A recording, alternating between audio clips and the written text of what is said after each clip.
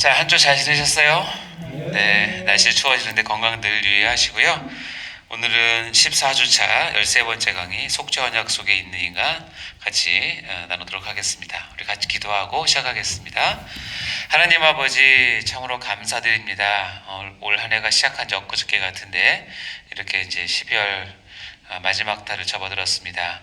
세월이 흘러갈수록 우리 하나님 앞에 설날이 더욱더 가까이 오는데 우리가 깨어서 기도하며 하나님 말씀을 잘 준비하는 착하고 충성된 종으로 살 수 있도록 주님 도와주옵소서.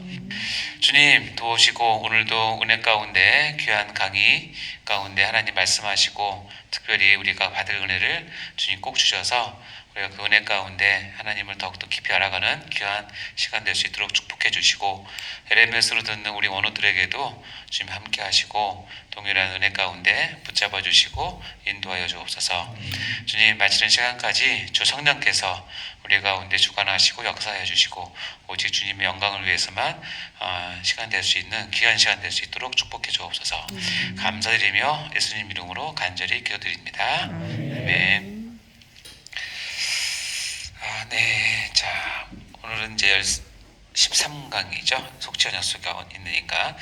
자, 다음 주가 이제 우리가 종강의 마지막 시간이고요. 그래서 어떻게 보면 이제 인간론까지 마지막 하고 이번 학기를 마치게 되는데요. 여기 보시면 서론에서 시작해서 실론, 민간론 지금 하고 있고 이제 2시간 남았습니다. 자, 보시면 우리 저번 시간과 한번 리뷰를 한번 해볼까요? 행위 언약 속에 있는 인간, 죄 속에서 있는 인간을 봤는데요. 자, 1번 읽어보겠습니다. 시작. 행위 언약은 그리스도인들에게 현재도 유용한 언약이며 이에 대한 순종이나 불순종의 결과로 하나님의 축복이나 저주를 맛볼 수 있는 실제적인 언약이다. 행위 언약은 현재도 유용한 언약이라는 거 꼭 기억하시고요. 2번 시작. 참된 믿음은 옳고 그름에 대한 인식이 아니라 하나님의 말씀 즉 계명에 대한 순종에서 나온다. 옳고 그름에 대한 인식이 아니다라는 말이 좀 다가오십니까?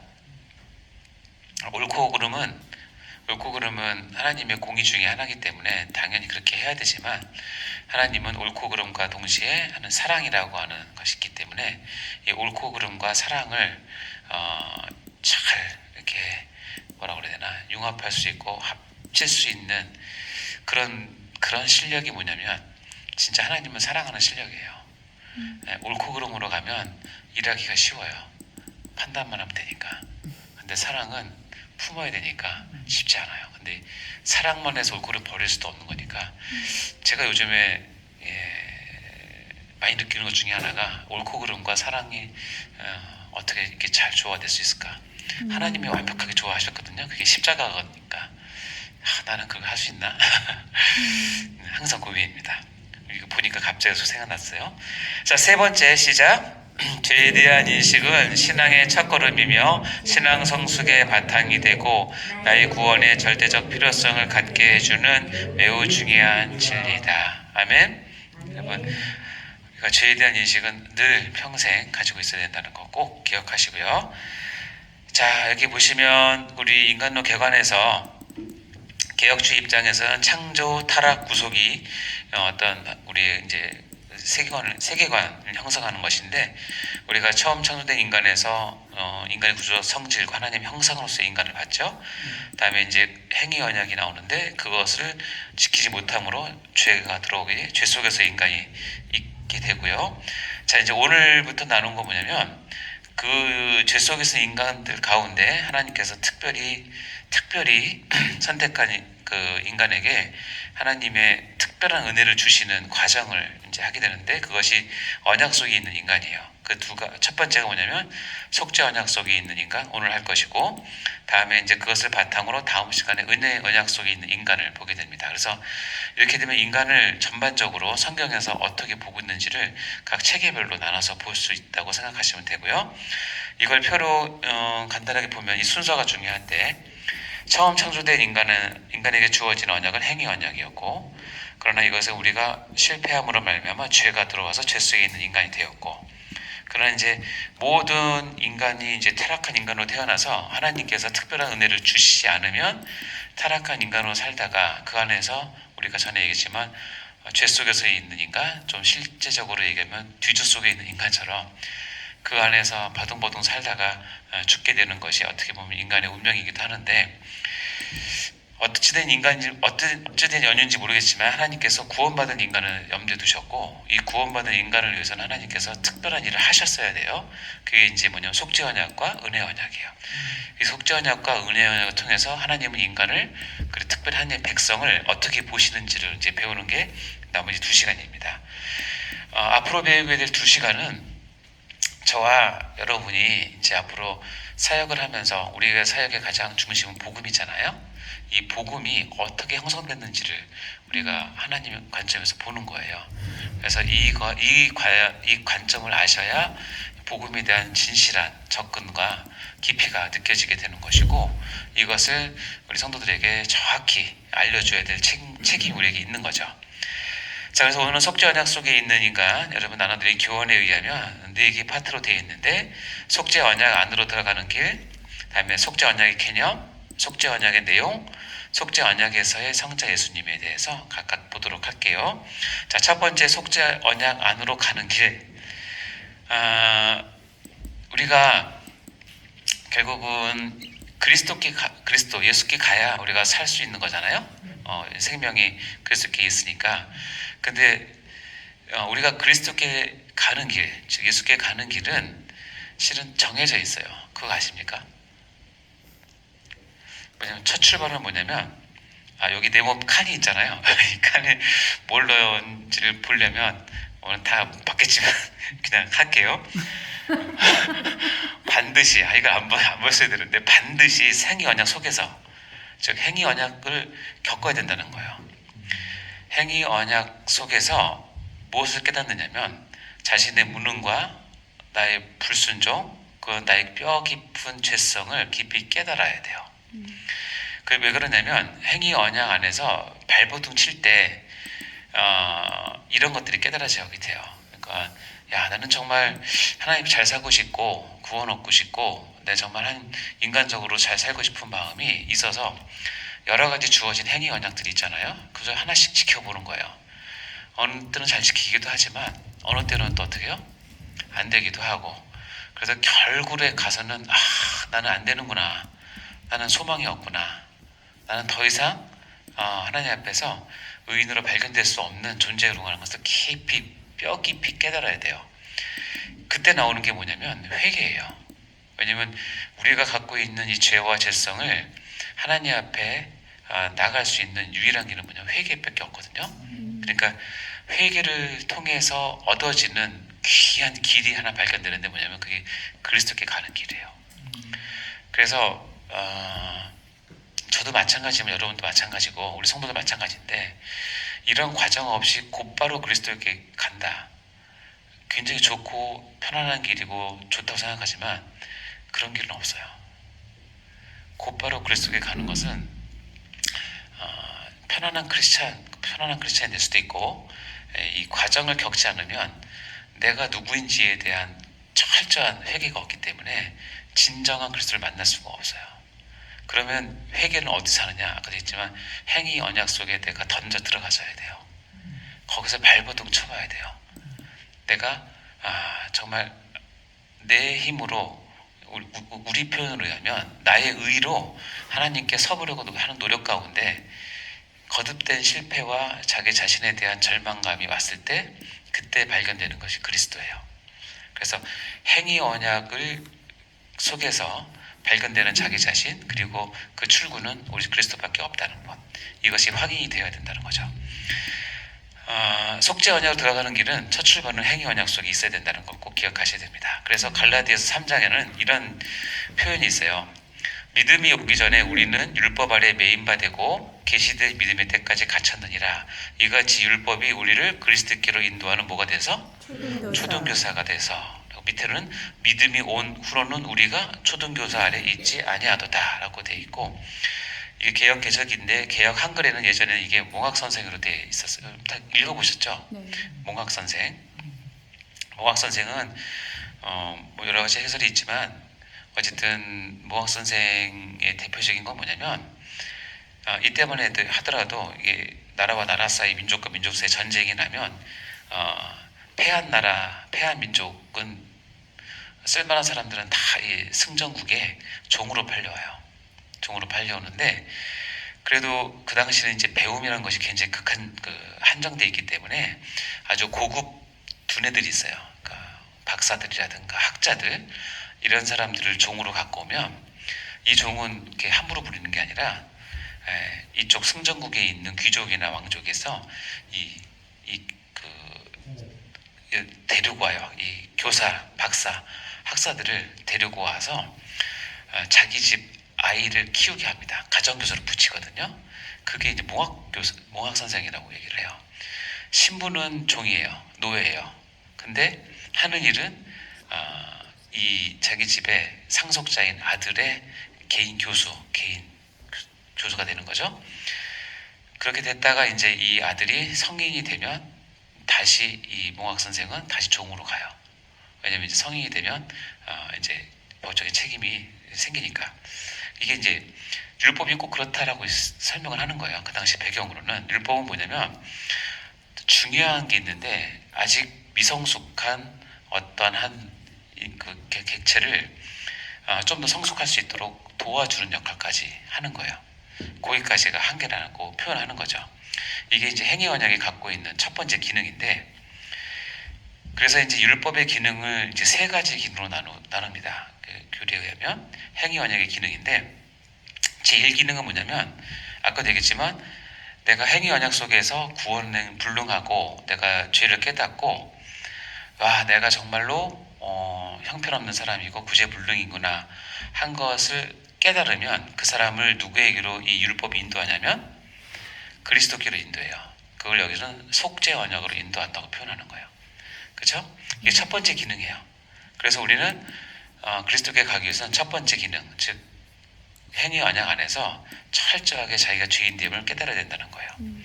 자, 이렇게 깨달아서 그러면 자, 이 율법이 이 사람을 그리스도께로 인도했어요. 그래서 이 율법, 행위 언약을 폐하느냐? 그게 아니라 하나님은 이렇게 해서 그리스도께로 인도한, 그래서 그리스도를 통해서 구원받은 그 사람을 다시 어디로 인도하냐면 다시 행위 언약으로 보내요. 다시 행위 언약으로 보내서 이제는 뭐냐면 구원받기 위해서, 하나님께 잘 보이기 위해서 행위 언약이 있는 것이 아니라 구원받은 사람은 하나님의 법대로 어떻게 살아야 되는지는 삶의 규칙과 규범으로 행위 언약이 주어져요. 같은 율법인데. 이것이 제2기능이라고 그래요. 그래서 어떤 사람은 1기능 가운데 있고 어떤 사람은 2기능 가운데 있죠. 그리고 제3기능은 뭐냐면 하나님께서 마지막 심판과 상급을 주실 때 하나님께서 행위대로 주시거든요. 그때의 판단의 기준이 뭐냐면 이거예요. 3기능, 율법. 그래서 율법, 즉 행위 언약은 3개의 기능을 가지고 우리에게 오는 거죠. 우리가 잘 모를 때는 제1기능 가운데 우리가 죄를 깨닫고 그리스도께로 가고 그래서 그것 통해서 구원을 얻었으면 다시 내 삶의 지침으로 율법을 받고, 그리고 이제 하나님의 나라의 상급을 위해서 평생 이것이 나의 심판과 상급의 기준으로 근거로 사용되게 율법을 사용하는 것이 바른 율법의 기능이에요. 자, 하나씩 볼까요? 제1기능은 이겁니다. 속죄 언약으로 나를 인도하는 것이 행위 언약인데, 로마서 3장 19절 20절 한번 읽어볼까요? 시작. 우리가 알거니와 무릇 율법이 말하는 바는 율법 아래 있는 자들에게 말하는 것이니 이는 모든 입을 막고 온 세상으로 하나님의 심판 아래 있게 하려 함이라. 그러므로 율법의 행위로 그의 앞에 의롭다 하심을 얻을 육체가 없나니 율법은 죄를 깨달음이라. 이것이 1기능이에요. 율법의 행위로 율법을 다 지켜서 하나님 앞에 의롭다 하실 육체가 없어요. 없기 때문에 율법은 첫 번째 기능은 뭐냐면 율법은 대하면 되었을수록 나의 죄를 깊이 깨닫게 해주는 역할을 하는 거예요. 그래서 율법을 통해서 깨달은 죄를 이제 내가 어떻게 해결할 것인가, 이제 그것이 로마서 3장 28절에 나오죠. 읽어볼까요? 시작. 그러므로 사람이 의롭다 하심을 얻는 것은 율법의 행위에 있지 않고 믿음이 되는 줄 우리가 인정하노라. 율법의 행위에 있지 않고 뭐가 필요하냐면 믿음이 필요하다는 것을 절실히 깨닫게 돼요. 그것이 율법의 첫 번째 기능이에요. 이 믿음은 곧 그리스도를 뜻하는 것이니까 율법의 행위에 있지 않고 믿음으로만 의롭다 하심을 우리가 받을 수 있다는 것을 확인하게 된다는 것이죠. 그래서 이 첫 번째 기능은 이런 역할이 있어요. 율법이 들어온 것은 범죄를 더하게 하려 함이라. 근데 이 말은 조금 한 번 더 은유적이라기보다는 한 번 더 꼬인 거예요. 뭐냐면 율법은 처음에는 선한 거였어요. 선하다 악하다 그게 아니라 율법은 하나님의 의지 가운데 주셔서 처음 받지만 율법을 잘 지키면 우리가 살고 율법을 안 지키면 저주와 멸망을 당하는, 율법은 그런 거예요. 축복과 저주가 같이 있는 거라 그랬잖아요. 그런데 우리의 삶을 보면 결국 뭐냐면 율법이 들어와서 그 율법에 비춰보면 항상 뭐예요? 죄를 더 지을 수밖에 없다는 거예요. 그게 우리의 한계라는 거예요. 그런데 여기 보면 그러나 죄가 더한 곳에는 뭐예요? 은혜가 더욱 넘쳤대요. 이게 무슨 뜻이에요? 죄가 더한 곳에 은혜가 넘쳤대요. 죄가 더 깨달아지면 은혜가 더 넘치고 내가 은혜를 받지. 네, 거의 맞아요. 그러니까 율법이 들어와서 죄를 더 생각나게 하죠. 생각나게 하는 것 자체는 거기서 끝나면 그건 아무 의미가 없지만 이게 뭐냐면 죄가 더한 곳에는 은혜가 더욱 넘치는 이 두 가지는 어떻게 보면 서로 상반된 현상이에요. 죄가 넘치는 곳에 더한 곳에 은혜가 넘치는 것은 이게 어울리지 않는 건데 이 사이에 뭐가 빠졌는데 뭐가 빠졌냐면 회개가 빠진 거예요. 회개. 죄가 넘치는 곳에 회개가 들어가면 어떤 결과가 낳는다? 은혜가 넘친다는 거예요. 예수 그리스도는 우리가 저번에 얘기했지만 나는 의인을 부르러 온 게 아니라 누굴 부르러 왔다? 죄인을 부르러 왔다 돼 있잖아요. 그러니까 내가 예수님과 친해지려면 거꾸로 생각하세요. 우리가 예수님과 친해지려면 정확히 얘기하면 내 죄를 붙잡고 예수님과 나 사이에 있는 죄를 접착시켜주는 접착제가 필요한데 그게 회개예요. 진정한 회개가 그 안에 딱 성립이 되면 내 죄가 나를 예수님께 철썩 더 달라붙는 강력한 접착제 본드가 된다는 거예요. 이해가 되세요? 그렇죠? 그렇기 때문에 나는 죄가 발견되면 될수록 회개라고 하는 하나님의 정말 귀한 은혜를 가지고 또 반응을 하게 되면 내가 주님과 더 가까이 붙을 수 있는 엄청난 은혜가 넘치는 거예요. 기회가. 그러면 여기에 보면 이제 이 다음 구절에 뭐 어떻게 나오냐면 그러면 내가 은혜가 넘치게 하기 위해서 죄를 더 짓겠느냐? 라고 얘기를 해요.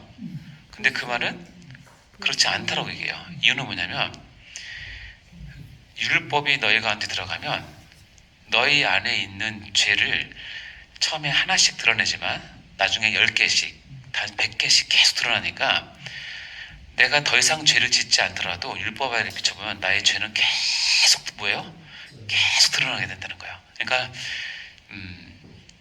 여기서 말한 것처럼 죄가 더한 곳에 은혜가 넘치게 해서 죄를 더 지을 필요는 없어. 왜냐면 너는 죄덩어리니까. 그럼 뭐만 하면 되면 더욱 말씀 가운데 들어가면 나의 죄성이 더 드러나겠죠? 더 드러나면 어떻게 돼요? 회개를 하게 되면 그것이 나와 예수 그리스도를 붙이는 연합시키는 접착제 역할을 하기 때문에 은혜가 넘치는 거예요. 저한테 얘기했지만 왜 사람들이 지옥 가느냐? 죄 때문에 지옥 가느냐? 그거는 2차적인 문제고요. 지옥 간 이유 뭐냐면 죄는 다 있어. 천국 간 사람도 죄는 다 있었어요. 근데 뭐가 없었어요? 회개가 없었어요. 회개가. 그렇기 때문에 이 율법의 제일 기능은 뭘 숨기고 있냐면 율법의 제일 기능이 제대로 발휘됐을 때는 그 사람에게서 하나님께 은혜를 주시면 회개의 영을 부어주시고 이 회개의 영이 그리스도를 찾아가게끔 할 수밖에 없는 영이에요. 그래서 이것이 율법의 가장 첫 번째 기능이기 때문에 여러분이나 저나 설교를 할 때나 무엇을 할 때나 죄를 지적하라는 뜻이 아니라 죄가 무엇인지 너희 상황이 무엇인지에 대한 죄에 대한 말씀을 항상 해주셔야 돼요.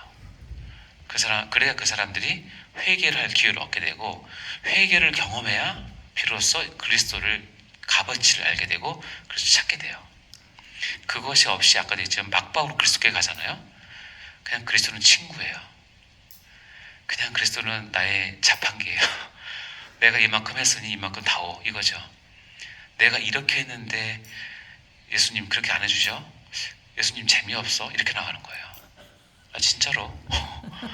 내가 이렇게 했는데 우리 아들이 대학에 떨어져? 하나님 그러시면 안 되지, 이렇게 나오는 거예요. 내가 이렇게 열심히 새벽 기도하고 이렇게 11조 했는데 내 사업이 망해? 하나님 정말 그럼 재미없어요, 나랑. 이렇게 나가는 거죠. 그럼 뭐가 없냐면 이 죄와 하나님 그리스도와 사이에 회개라고 하는 진정한 나의 이 고백이 돼 있지 않으면, 외형적인 것 갖고 하면, 직접 그리스도께 가면 그 수가 틀어지면 언제든지 사람 돌이킵니다. 그게 문제예요. 여러분, 여기에 딱 붙는데 진짜 강력 뻔도 딱 붙이면 안 떨어지잖아요. 근데 급하다고 신발라서 붙이면 잠시 붙어있죠. 근데 선풍기 바람 불면 떨어지죠. 똑같은 거예요. 말씀으로 인한 죄를 깨닫고 회개가 없으면 그리스도께 붙을 수가 없는 게 성경 진리예요. 따라서 여러분은 이것을 반드시 여러분 스스로도 늘 생각하셔야 되지만, 우리 성도들이나 학생들한테 꼭 알려주셔야 돼요. 네. 이게 첫 번째 기능이에요. 자, 두 번째 기능은 뭐냐면, 그렇게 해서 내가 회개를 통해서 그리스도께 갔어요. 그래 가서 내가 드디어 구원을 받았어요. 근데 여기서 또 머무르면 안 되는 게 뭐냐면, 내가 구원을 받았어? 하나님의 자녀가 됐어? 나 이제 죽어도 천국 가? 나 이제 어떤 일을 해도 과거의 죄, 현재의 죄, 미래 죄를 다 용서받아? 나 이제 자유해? 하고 마음대로 살면? 마음대로 살면? 안 돼요. 근데 이론적으로 따지면, 그렇죠. 이론적으로 따지면 그 말이 맞고 굉장히 영적이고 굉장히 신앙심이 깊은 것처럼 느껴질 수 있어요. 이성적으로 따지면 그렇잖아요. 모든 우리가 알고 있는 진리를 하면 이제 나는 자유해. 나 이제 어떤 죄를 다 용서해 주셔. 다 맞는 말인데 다 맞는 말인데 왜 틀리냐면, 하나님이 그렇게 구원받은 사람을 그렇게 살라고 한 게 없어요. 그렇게 구원받았으니 어떻게 살아라? 하나님의 성도답게 살아라. 그래서 제자답게 살아라고 얘기하지, 이제 살았으니 내가 구원을 확증해 줬으니 네 마음껏 살아, 이렇게 한 적 없어요. 아버지가 재벌이니 너 돈 마음대로 써, 이렇게 한 적 없다니까요. 근데 성도들이 착각해요. 일 기능만 알고 이 기능을 모르면, 거기서 난 구원받았네, 이제 내가 마음껏 살아야지, 그렇게 하는 게 너무 많아요. 이 기능은 뭐예요? 구원받은 자를 하나님께서는 다시 어디로 보내요? 행위원으로 보내요. 여러분, 일 기능에서 철저하게 내가 죄인을 깨닫고 갔잖아요. 그리스도께로 구원 얻었잖아요. 기뻤잖아요. 영생을 얻은 확신이 있었어요. 근데 하나님이 다시 내가 옛날에 그 지긋지긋하던 율법으로 다시 보낼 때 기분이 어떤지 아세요? 내가 왜 이걸 왜 해야 되지? 그럴 수 있죠. 내가 왜 주의를 지켜야 돼? 내가 왜 새벽 기도를 왜 해야 돼? 내가 왜 헌금을 왜 내? 네. 여러분, 제2의 기능으로 다시 가면 처음엔 당혹스러워요. 난 예수 믿으면 자유스러울 줄 알았는데. 여러분, 요한계시록 보면 그런 의미가 있어요. 사도 요한이 하나님의 그 천사가 작은 두루마리를 줘요. 두루마기는 말씀이에요. 성경 말씀 상징하는데, 두루마리를 주면서 뭐라고 얘기하냐면, 요한아, 너 이거 먹어라. 네 배에는 쓰지만 입엔 달 거다라고 얘기를 해요. 근데 요한이 그걸 받아 먹어요. 딱 먹으니까 이렇게 얘기해요. 이것을 받아 먹으니 내 입에는 다나 속에 들어가서 내 속에는 쓰다라고 얘기해요. 이게 무슨 뜻인지 아세요? 하나님의 말씀은 처음 받았을 때는 그것이 영생이고 기쁨이고 하나님 아는 것이기 때문에 너무너무 기뻐요. 그래서 시편에 나온 것처럼 어떻게 해요? 여호와의 말씀이 꿀송이보다 달라고 그래요. 거기까지는 다 좋죠. 근데 그게 들어와서 내 속에 들어가면 써요. 다시 얘기하면, 그 단 말씀을 받아서 내가 그대로 살려고 하고 지키려고 하고 그 말씀을 붙잡고 사역하려고 하면 이게 쉽지 않다는 뜻이에요. 근데 그것이 정상이라는 거예요. 교회는 그래야 된다는 거예요. 이게 그거예요. 내가 일기능을 통해서 속죄원역으로 갔을 때 그리스도를 만났을 때 너무너무 기뻐요. 천하를 얻은 것 같아요. 그러나 그렇게 나에게 구원을 주신 그분의 말씀을 붙잡고 그대로 사는 것은 써요. 힘들어요. 그걸 얘기하는 거예요. 근데 그렇게 하셔야 된다는 거예요. 볼까요? 디모데후서 3장 16, 17절 시작.